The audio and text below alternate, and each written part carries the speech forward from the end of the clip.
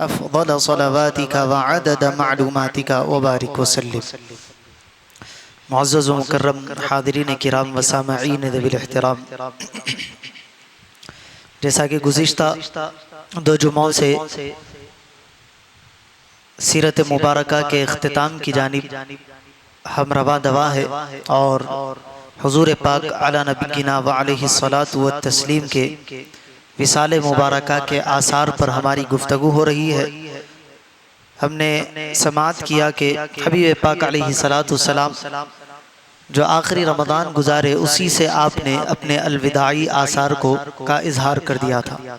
پھر جو حج کا موقع آیا جسے حجۃ الوداع کہتے ہیں،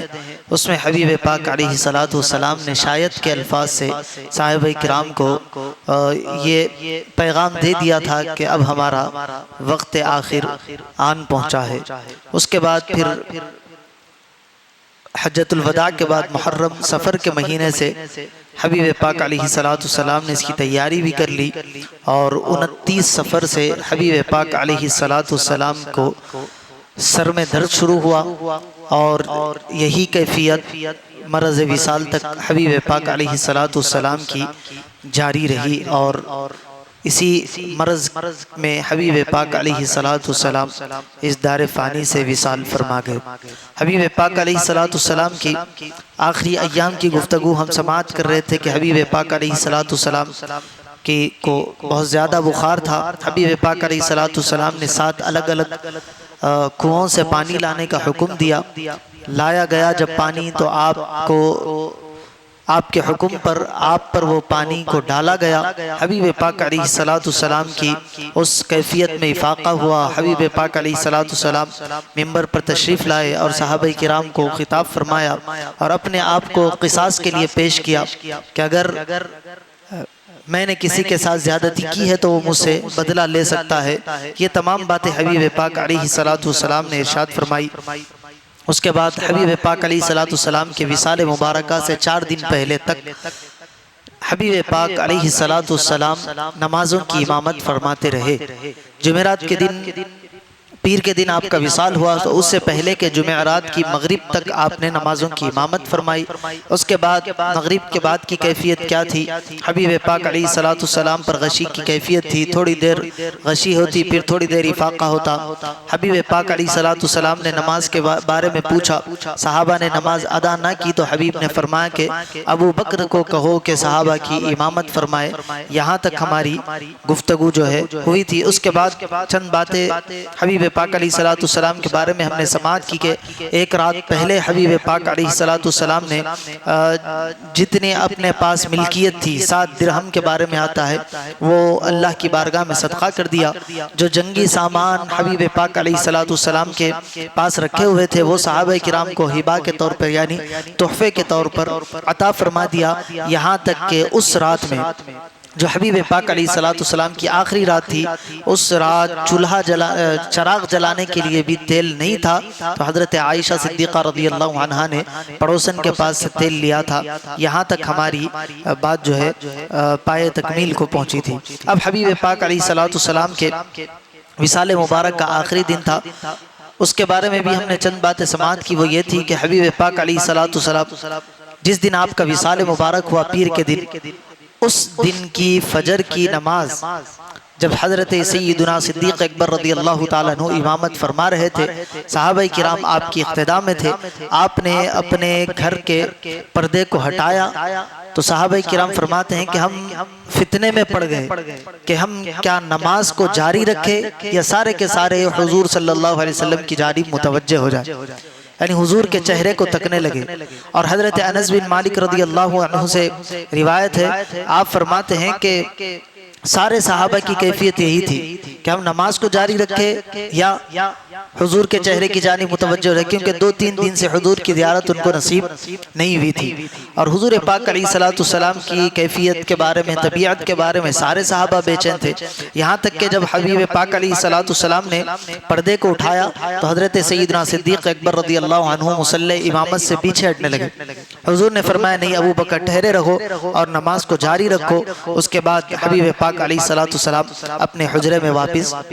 چلے گئے۔ اور یہ بات بھی ہم نے سماعت کی کہ چاشت کے وقت میں یعنی صبح کے جو 9-10 بجے کا وقت تھا، اس وقت میں حبیب پاک علیہ السلام نے حضرت سیدتنا فاطمہ الزہرا رضی اللہ عنہا کو بلایا اور ان سے سرگوشی کی، اور حضرات حسنین کو بلایا، ان کو بڑی محبت کی دعاؤں سے ان کو نوازا، اور ازواج مطہرات سے کچھ گفتگو حبیب پاک علیہ السلام نے فرمائی۔ اس کے بعد آپ کی زبان پر یہ جاری تھا الصلاۃ الصلاۃ وما ملکت ایمانکم، اے میرے صحابہ، اے لوگو، نماز کو نہیں چھوڑنا، اور اپنے زیر دست جو تمہارے نگرانی میں ہے، جو تمہارے ماتحت ہے، تمہارے پاس کام کرنے والے، تمہارے نوکر چاکر غلام، ان کا تم خیال رکھنا۔ اب یہاں سے حبیب پاک علیہ السلام کی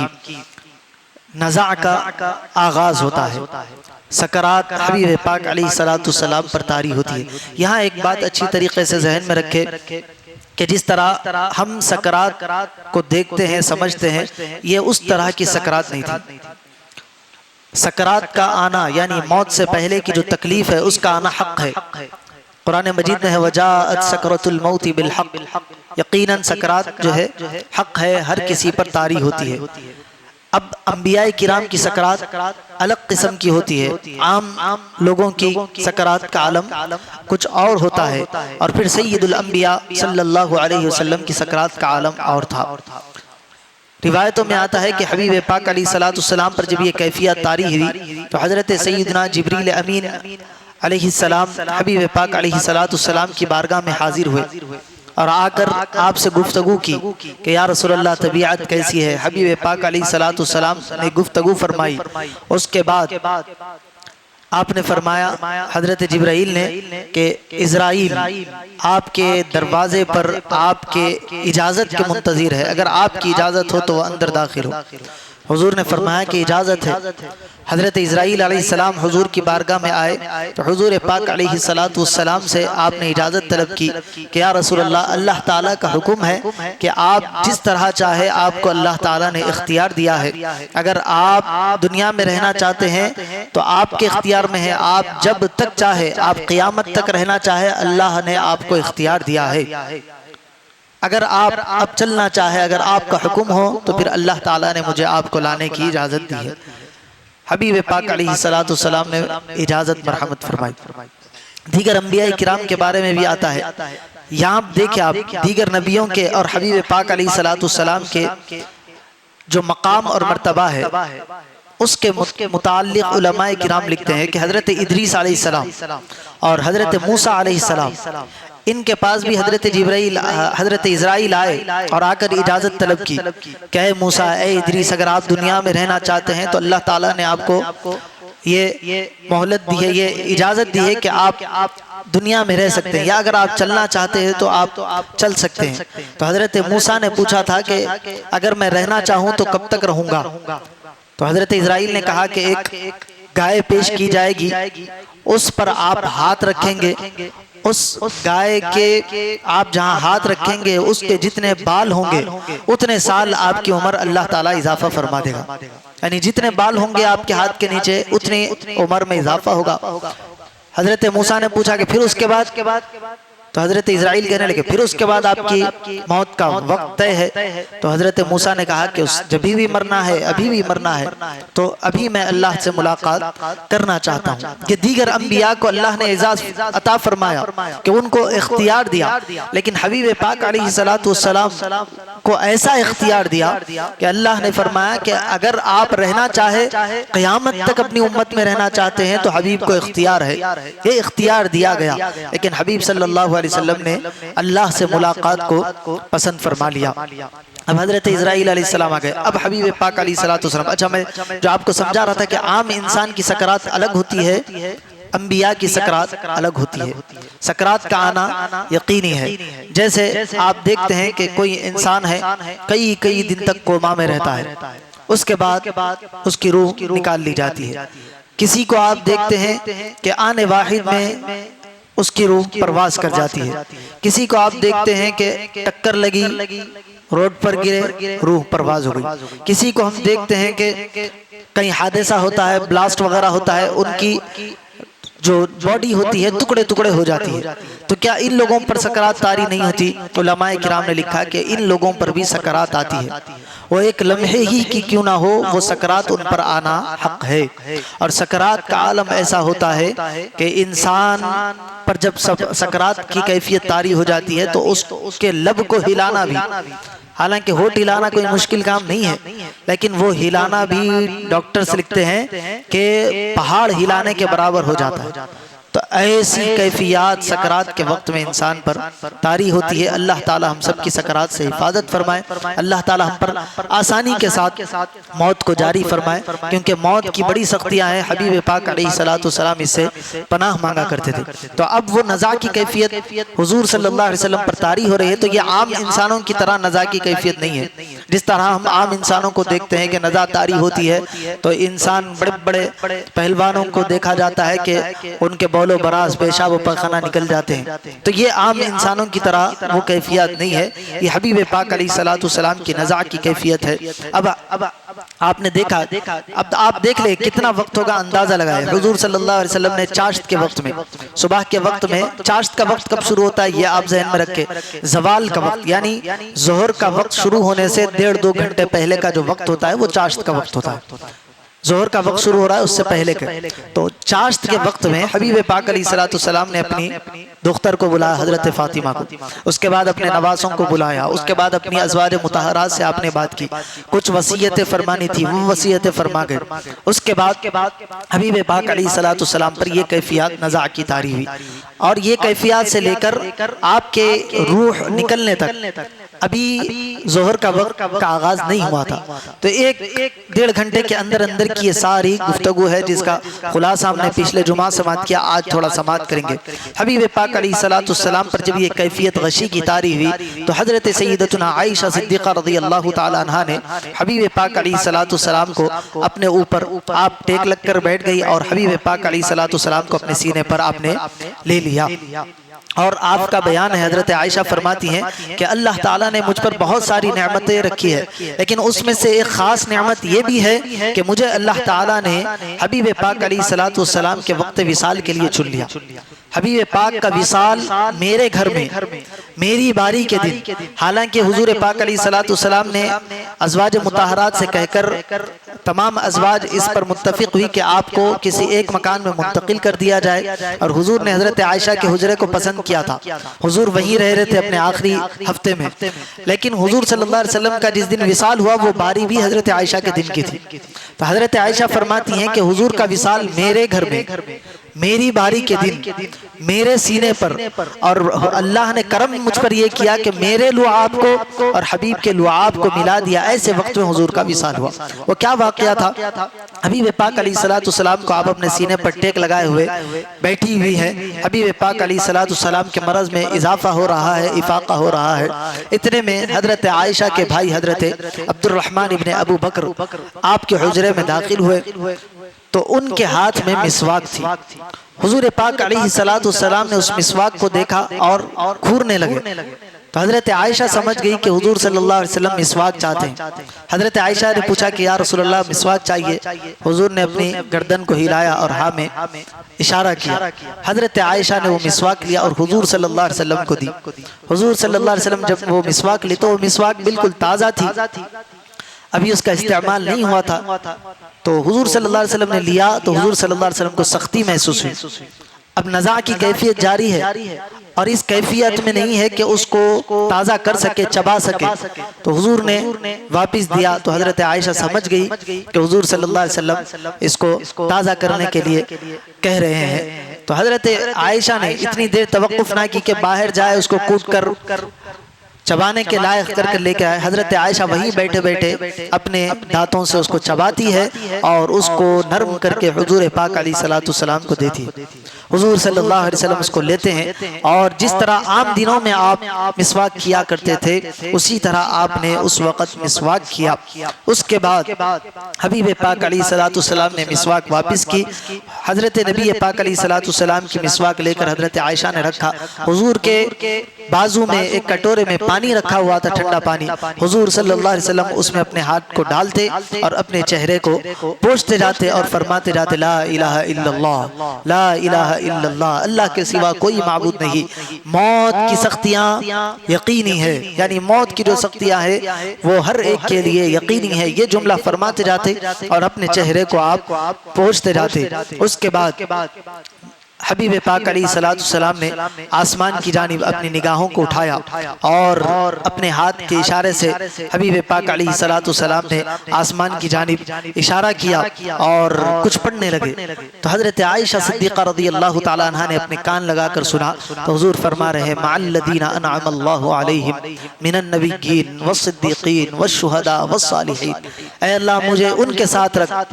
جن پر تو نے انعام فرمایا، وہ نبی، وہ صدیقین، وہ شہداء، وہ صالحین۔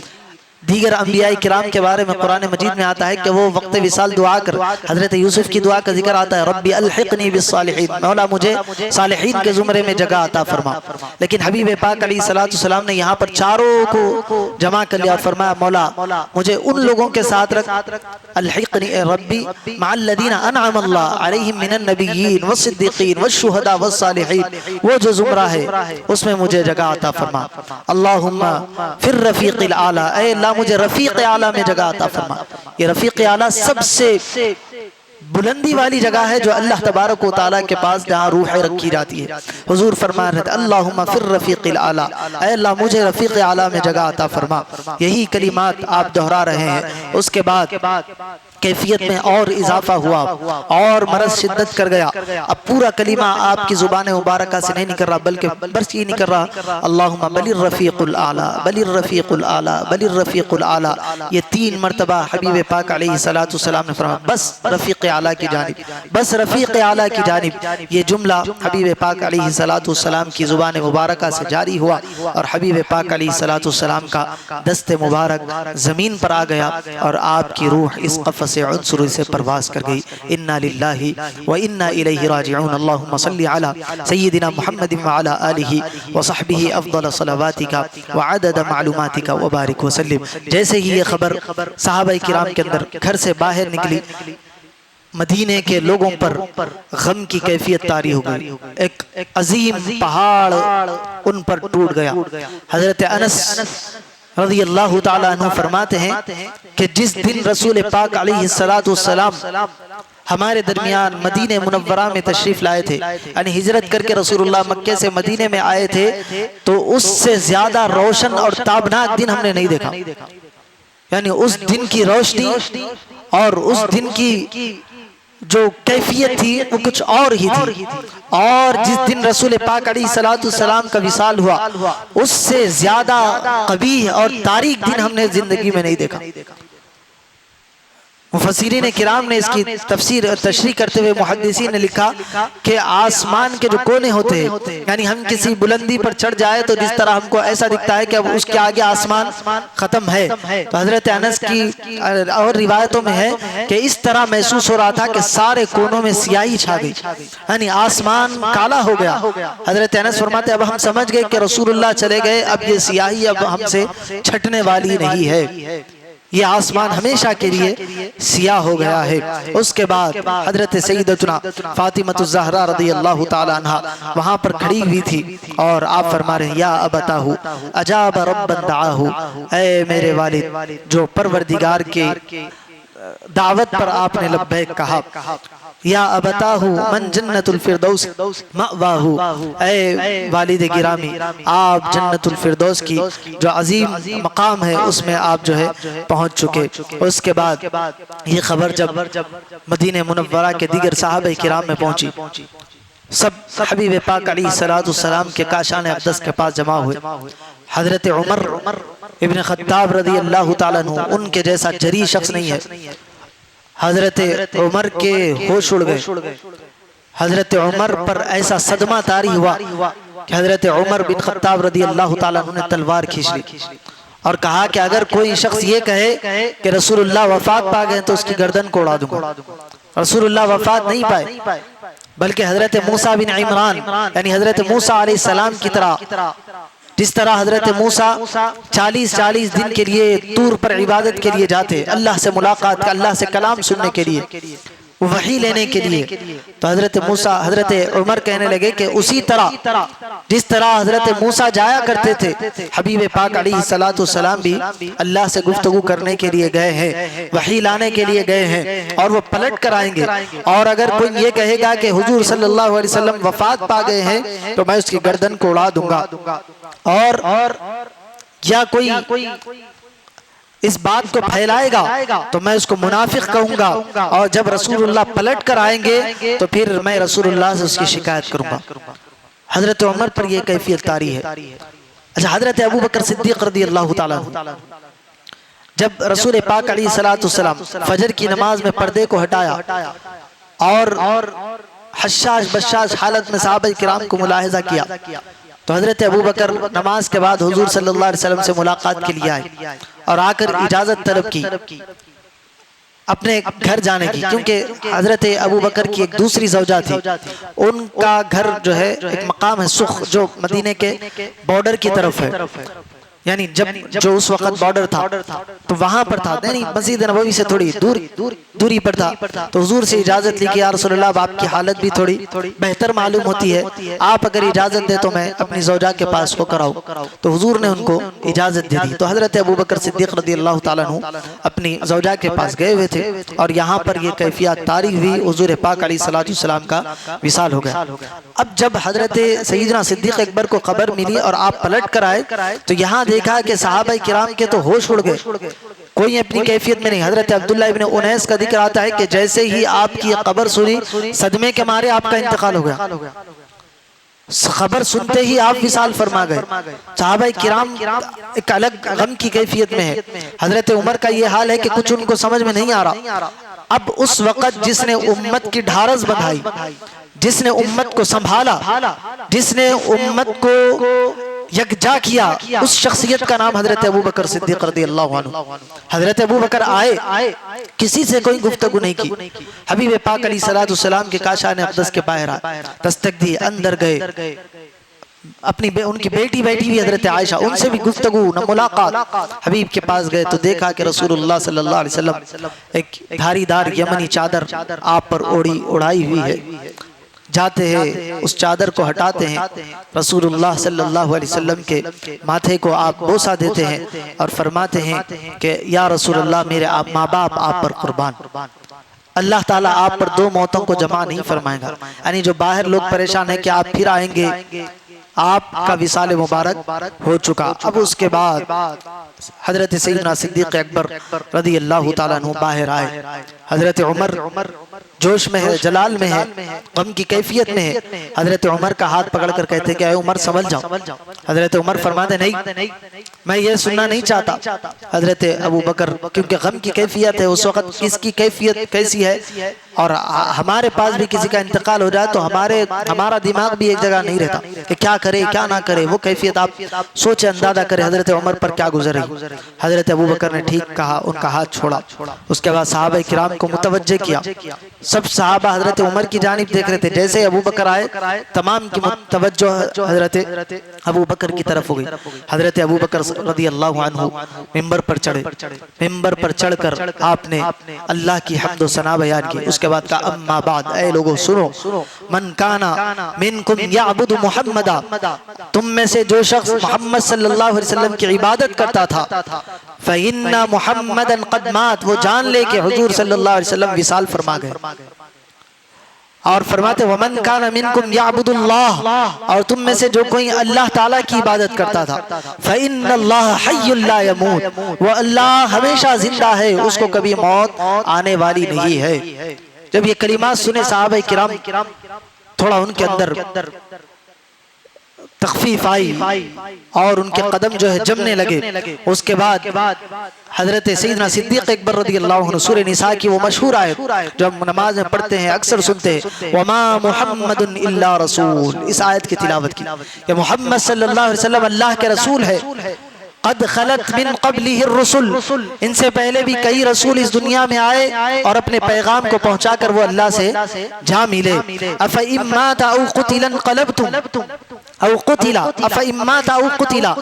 اگر وہ انتقال فرما جائے، یعنی حضور کے بارے میں فرما جائے اگر وہ انتقال فرما جائے، یا او قتلا ان کو شہید کر دیا جائے، انقلبتم کیا تم اپنے پاؤں کو پلٹا کر بھاگ جاؤ گے، علی اعقابکم انقلبتم علی اعقابکم تم اپنے پاؤں کو پلٹ کر ایڑیوں کے بل پلٹ جاؤ گے، ومن ينقلب علی عقبیہ اور جو کوئی ایڑیوں کے بل پلٹ کر چلے جائے، فلن یضر اللہ شیئا تو اس سے اللہ کا کچھ بگڑنے والا نہیں ہے، اور جو ایسے موقع پر اپنے قدموں کو جمائے رکھے، وسيجزي اللہ الشاکرین اور عن قریب اللہ تعالیٰ ایسے بندوں کو اپنے پاس سے جزا عطا فرمائے۔ جب یہ آیت حضرت سیدنا صدیق اکبر نے پڑھی تو صحابہ کرام فرماتے ہیں کہ آیت ہم نے کئی مرتبہ رسول اللہ سے سنی، نمازوں میں سنی، لیکن یہ آیت ہمارے ذہنوں سے نکل گئی تھی، لیکن جب حضرت سیدنا صدیق اکبر نے یہ آیت پڑھی تو ہم کو ایسا محسوس ہو رہا تھا کہ ابھی ابھی جبریل وحی لے کر آئے ہیں اور حضرت سیدنا صدیق اکبر اس کو بیان کریں۔ حضور صلی اللہ علیہ وسلم کے بارے میں یہ آیت پڑھی کہ حضور اگر وصال فرما جائے تو ہمارے قدم لڑکھڑانے نہیں چاہیے، ہم ثابت قدم رہ کر اسلام کی بقا کے لیے ہمیں کام کرنا ہے۔ جب یہ کلمات حضرت سیدنا صدیق اکبر نے صحابہ کرام کو سنائے تو صحابہ کرام حیران و ششدر رہ کر حضرت سیدنا صدیق اکبر کی جانب متوجہ ہوئے اور فرمانے لگے کہ ہم نے تو کئی مرتبہ یہ آیت سنی تھی، لیکن اس کا اصل ماخذ اور مرجع آج ہم کو سمجھ میں آیا کہ کس وقت کے لیے آیت اتری تھی، اور حضرت سیدنا صدیق اکبر نے ایسے وقت میں یہ آیت سنا کر لوگوں کو جو متوجہ کیا اور ان کے جو تکلیف تھی اس کو پلٹ کر لانے میں، یعنی جو کیفیات ان پر طاری ہو گئی تھی اس کو پلٹا کر لانے میں حضرت سیدنا صدیق اکبر نے اس آیت کا سہارا لیا اور فرمایا کہ رسول اللہ صلی اللہ علیہ وسلم کا وصال مبارکہ ہو گیا ہے، اب ہمیں اس کے بعد کے حالات کے لیے تیاری کرنا ہے۔ وہ کیسے حالات تھے، پھر کیسے آپ کی تجہیز و تکفین ہوئی اور کیا معاملات پیش آئے، انشاءاللہ آئندہ جمعہ ہم اس کو سماعت کریں گے۔ اللہ تبارک و تعالیٰ کی بارگاہ میں دعا ہے کہنے اور سننے سے زیادہ عمل کی توفیق عطا فرمائے۔ وصلی اللہ تعالی وسلم علی خیر خلق سیدنا محمد وعلی آلہ وصحبہ اجمعین برحمتک یا ارحم الراحمین والحمد للہ رب